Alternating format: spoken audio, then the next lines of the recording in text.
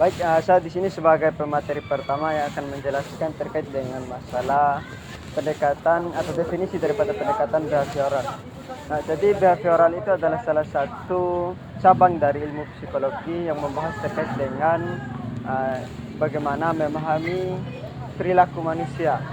Jadi perilaku manusia itu sebagaimana yang dikatakan oleh Praja bahwa perilaku manusia itu sangat ditentukan oleh bagaimana dia mengambil keputusan, sehingga pendekatan ini yang menggunakan tindakan perilaku, yaitu menggunakan bagaimana dia menggunakan dirinya sendiri sebagai membentuk karakternya sendiri. Sehingga di sini menggunakan dua pendekatan, yaitu ada behavioris dan behavioristik. Behaviorisme yaitu ini, perilaku ini yaitu sangat menentukan, yaitu bagaimana dia memahami terkait dengan lingkungan sendiri, sehingga perilaku terkait dengan behaviorisme ini itu sangat ditentukan oleh keadaan lingkungannya. Yang kedua yaitu behavioristik. Yaitu behavioristik ini yaitu bagaimana dia mempelajari terkait dengan stimulus dan bagaimana dia merespon terkait dengan hal-hal stimulus yang diberikan oleh yang dipelajari itu sendiri. Atau behavioristik ini lebih kepada bagaimana mempelajari keadaan atau lingkungan itu sendiri. Diri kita sendiri mempelajari stimulus-stimulus yang diberikan. Jadi sejatinya kita itu adalah seperti yang dikatakan oleh John Locke, bahwa kita itu seperti sistem tabula rasa, yaitu kertas kosong, sehingga apa yang dilakukan oleh kita dan itu yang diisi oleh kertas kosong tersebut. Baik, di sini saya sebagai pemateri kedua ingin memaparkan materi tentang hakikat konseling behavior.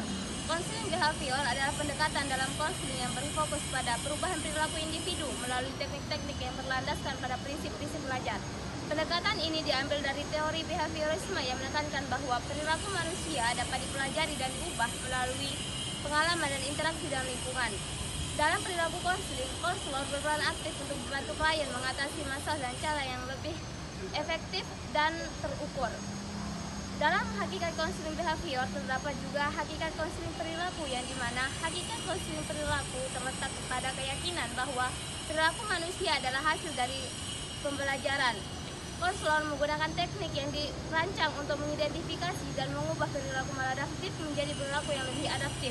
Artinya, konselor tidak hanya berfokus pada masalah yang dihadapi oleh klien, tetapi bagaimana klien dapat belajar untuk mengatasi masalah dengan cara yang lebih konstruktif. Yang kedua adalah penggunaan teknik spesifik. Dalam sesi konseling, konselor menggunakan berbagai macam teknik untuk membantu klien mengubah perilaku maladaptif menjadi perilaku yang lebih adaptif. Salah satunya adalah menggunakan teknik pengkondisian operan. Contohnya, seorang konselor dapat memberikan penguatan positif bagi klien setiap kali mereka berhasil melakukan perilaku yang diinginkan, seperti berbicara di depan umum. Misalnya, jika seorang klien berhasil berbicara di depan umum tanpa ada rasa cemas, maka kemungkinan dia akan dapat hadiah kecil atau pujian, sehingga dapat memberikan mereka dampak positif untuk mengulanginya lagi. Yang ketiga adalah tujuan yang jelas. Dalam sesi konseling, pendekatan ini harus memiliki tujuan yang jelas dan terukur. Ini memungkinkan baik konselor maupun klien untuk meluncurkan kemajuan secara tujuan. Dengan menetapkan tujuan yang spesifik, proses konseling dapat lebih terarah dan efektif. Adapun dalam proses konseling perilaku terdapat 3 karakteristik yang harus kita ketahui. Pertama, fokus pada perilaku yang terlihat. Perilaku konseling fokus pada perilaku yang dapat diamati dan terukur. Artinya, konselor tidak hanya memperhatikan pikiran atau perasaan klien yang tidak terlihat, tetapi lebih kepada tindakan nyata yang dilakukan oleh klien. Baiklah, di sini saya sebagai pemateri ketiga akan menjelaskan tentang teori kepribadian. Teori kepribadian itu ada 4. Yang pertama itu teori kepribadian Freud. Teori ini mengatakan bahwa kebutuhan yang tidak disadari atau dorongan ada dalam diri manusia seperti dorongan seks dan kebutuhan biologis adalah inti dari kepribadian manusia. Menurut Sigmund Freud, kepribadian manusia itu ada 3 unsur yang saling berinteraksi. Yang pertama itu id, dan yang kedua itu superego, dan yang ketiga itu ego. Id adalah aspek biologis yang ada dalam diri manusia sejak lahir. Id mendorong munculnya kebutuhan fisiologis seperti rasa lapar, haus, dan hawa nafsu. Id akan senang ketika kita melakukan apapun yang bisa memuaskan nafsu terdalam kita, seperti makan, minum, dan berhubungan seks. Yang kedua itu superego. Superego ini adalah pikiran tentang apa yang baik dan apa yang salah. Superego terbentuk dari perkataan orang tua, aturan yang ada di dalam masyarakat, dan aturan yang ditegakkan. Yang ketiga ini ego. Ego adalah unsur yang bisa disadari dan bisa dikontrol oleh manusia. Ego berperan sebagai penengah antara id dan superego. Ego berusaha menyeimbangkan apa yang diinginkan id dan apa yang dituntut oleh ego agar sesuai dengan norma sosial. Teori yang kedua, teori kepribadian Neil Freud. Teori ini mengatakan bahwa hubungan sosial adalah faktor dominan dalam pembentukan atau pengembangan kepribadian seseorang. Menurut Harley, kepribadian manusia itu ada 3 kategori. Yang pertama itu complete, yaitu kepribadian yang adanya ketergantungan seseorang dengan orang lain. Ia menginginkan orang lain menyayanginya, menghargainya, membutuhkannya.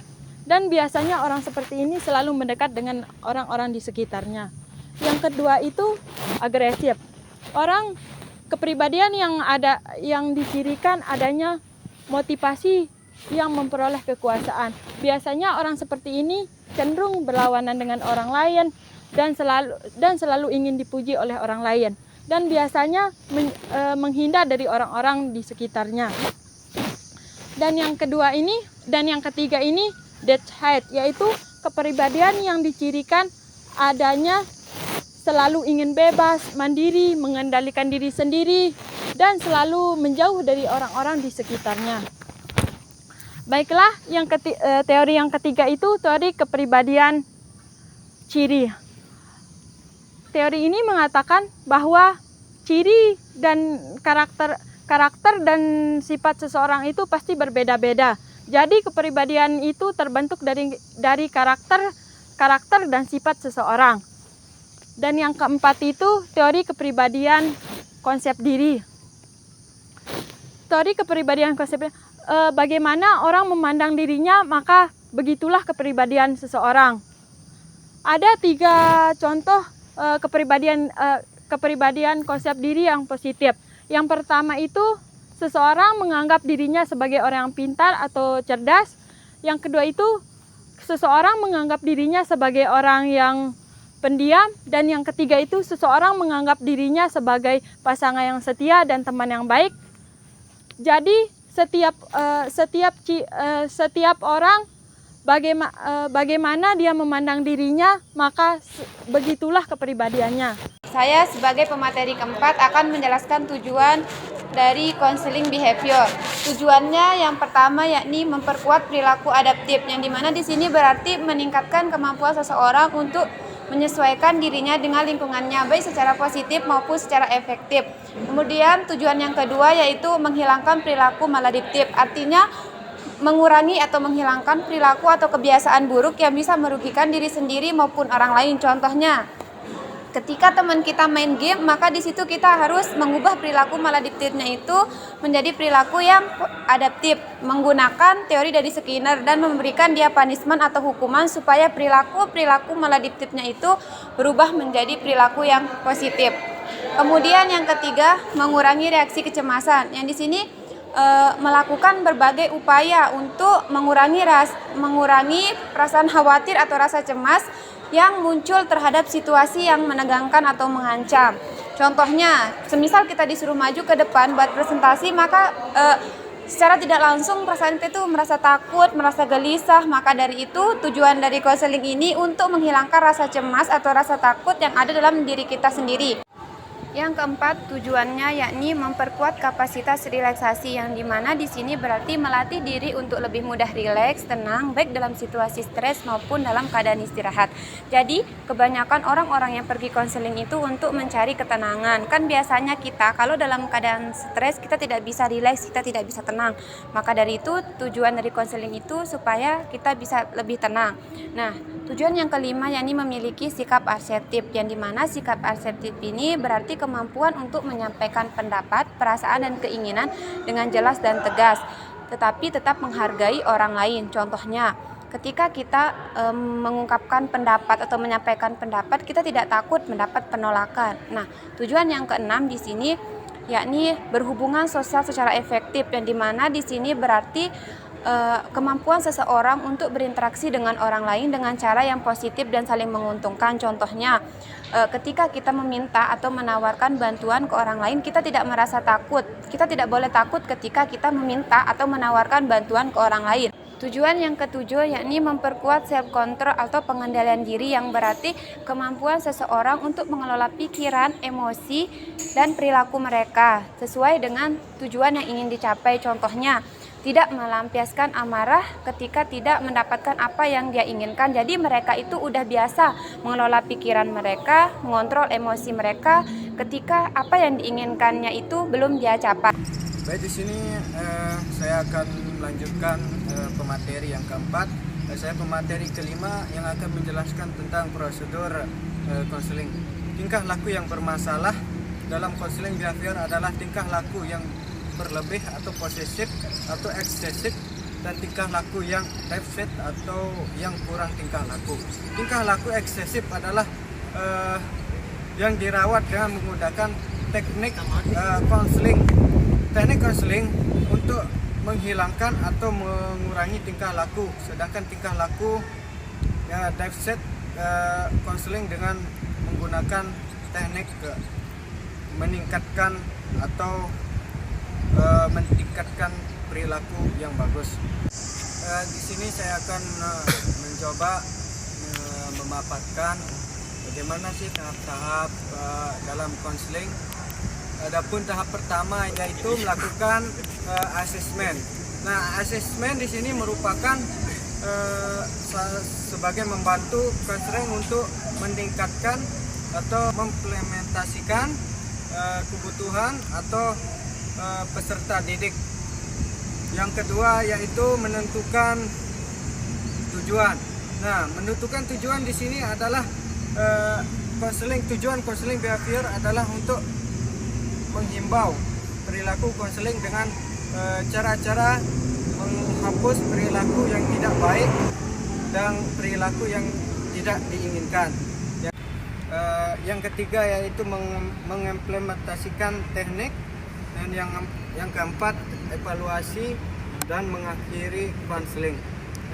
Baik, di sini saya sebagai materi terakhir yang akan membahas mengenai penanggulangan antisosial dalam analisis pendekatan konseling behavior. Penanggulangan perilaku antisosial melalui pendekatan konseling behavior berfokus pada bagaimana cara kita mengubah perilaku yang diinginkan melalui teknik-teknik yang terstruktur dan berbasis pada pembelajaran serta penguatan positif.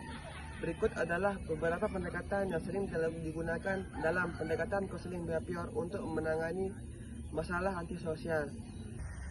Yang pertama itu penguatan positif, memberikan penghargaan atau penguatan positif untuk perilaku yang diinginkan dapat membantu individu menggantikan perilaku antisosial dengan perilaku yang lebih konstruktif. Misalnya ketika seseorang menunjukkan perilaku sosial yang baik, mereka diberi pujian atau hadiah untuk memperkuat perilaku tersebut. Yang kedua itu pengkondisian operan. Pengkondisian operan berfokus pada konsekuensi dari tindakan yang dilakukan individu. Dalam konteks ini, perilaku antisosial dapat dikurangi dengan membentuk konsekuensi negatif atau tidak memberikan perhatian saat perilaku tersebut muncul, sehingga perilaku tersebut secara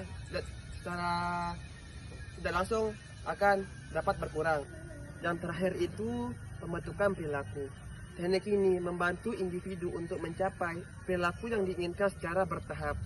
Perubahan perilaku dilakukan dengan langkah-langkah kecil yang dimana setiap keberhasilannya akan mendapatkan penguatan. Dengan cara ini, individu yang sulit beradaptasi secara sosial akan diarahkan untuk memperbaiki perilaku mereka secara bertahap.